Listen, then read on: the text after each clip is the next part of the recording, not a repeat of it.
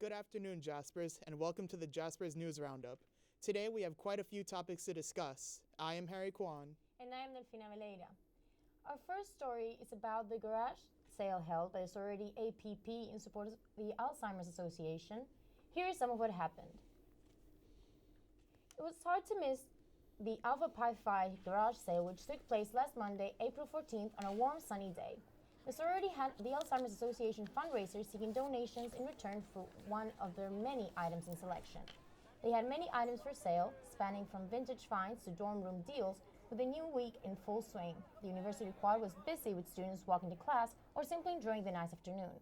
It is no doubt the sorority chose the perfect day and location for their event, sparking interest in each passerby. Sounds like a great day for everyone involved. Next, we look towards Justin Atwater, a student at Manhattan University who attended a faculty panel that discussed incorporating Lasallian values into the classroom. On Wednesday, April 16th, Dr. Kevin Ahern held a faculty panel titled Lasallian Values in the Classroom. This event brought together faculty from all schools at Manhattan University to discuss their struggles and success with implementing Lasallian values into their curriculum, with snacks provided, of course. Experiential learning, getting off campus, engaging with students, allowing the students to inform us, the importance of formation programs, investing in that. The event sought to discover new ways of implementing the values into the classroom, why some faculty members feel the school has lost a sense of Lasallian pride, and how do the faculty reignite their passion for teaching the core Lasallian values. The way they are embedded in their industries, in their society, and if we just took a moment to center people rather than think about people as instruments. Working here as being our vocation. I don't know if anyone's heard that term, but that was like a big part of the beginning of my kind of journey here at Manhattan. A major answer faculty found, spoken about by the brothers and provost alike, is that civic engagement is the way to involve students with Lasallian values at Manhattan University. It sure is nice to see so many people come together for such an event. As the spring semester wraps up, many of our international Jaspers are reaching an important milestone, the end of their first few months living and studying in a whole new country. For some, it's been a whirlwind of new experiences, challenges, and discoveries. We spoke with a few Argentine students who've spent their first semester in New York City to learn more about how they have dealt with adjusting to the pace, culture, and campus life at Manhattan University. Leaving home and moving across the world is never easy, especially when your new world is New York City. For Argentine students, stepping off the plane in New York is not just about swapping Buenos Aires for Manhattan. It's about diving into a new culture, navigating different classes, and adjusting to the fast-paced life in the Big Apple. The most, I would say, was the rhythm. Like, you don't feel like you have enough time to do everything you want. But I would also say I feel very independent and free to explore the city because itself, it has like so much magic and like life. I mean, you can hop on the subway at 3 a.m. and you will be as packed as if it were 5 p.m. From navigating the subway to discovering bagels instead of medialunas and matchas instead of mate, every day is a learning experience. Well, I miss the food a lot, but meeting a lot of new people from all over the world make it really worth it. And despite the distance, these students are building a home away from home, one subway ride at a time.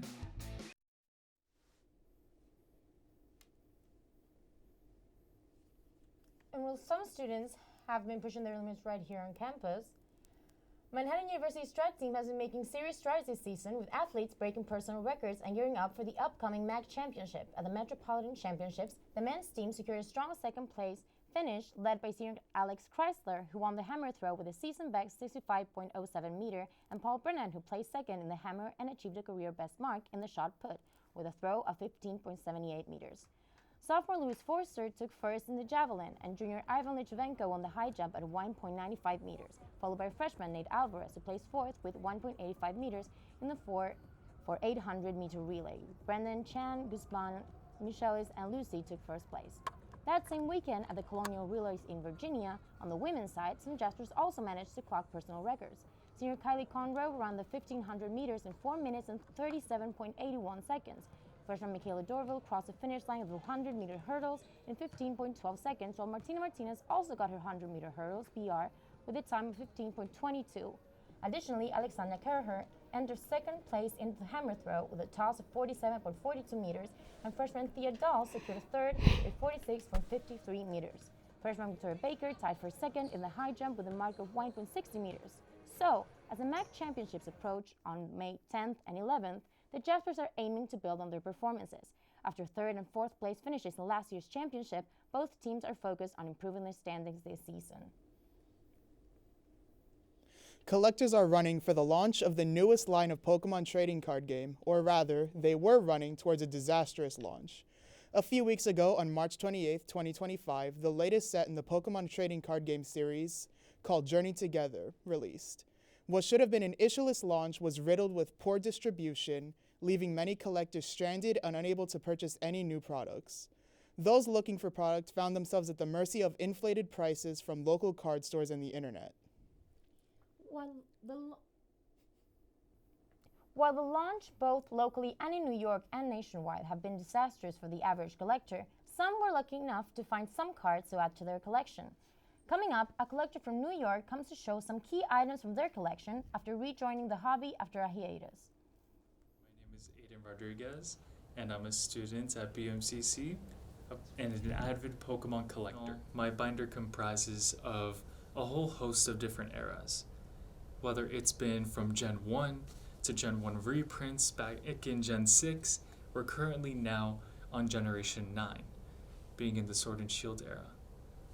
I have cards that range from a whole spectrum, in particular starting off with Generation 1 and escalating all the way to Generation 9, as we could see the evolution of these cards with full art variants to ones with imprints on them, and even to basic cards like this that have hollow patterns that were not present back in the day.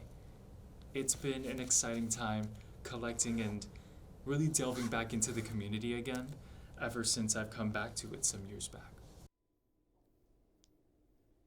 And that's all for tonight, folks. For Jasper's News Roundup, I'm Harry Kwan. And I'm Delfina. Have a great